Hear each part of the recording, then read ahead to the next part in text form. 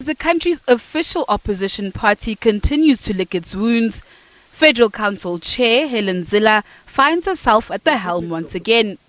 The party will be filling the interim federal leader and interim federal chairperson positions in just over a month. This decision emanates from a federal executive meeting that took place on Thursday.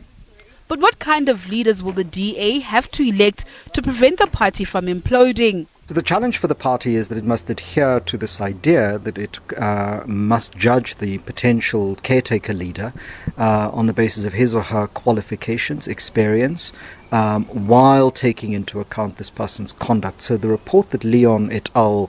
Prepared also spoke to people who are not divisive and people who do not bring the party into disrepute by public engagements across social media specifically.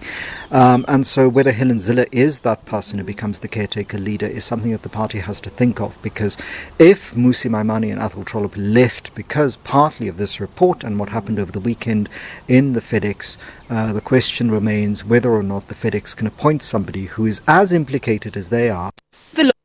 Elections are upon us.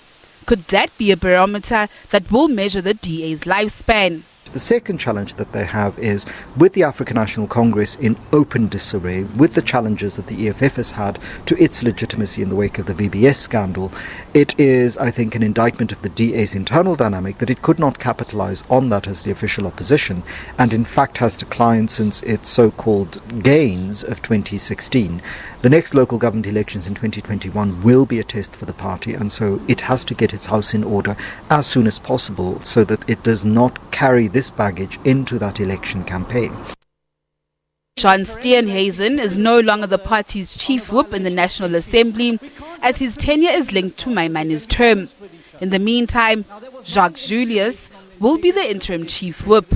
Natasha Piri, SABC News, Johannesburg.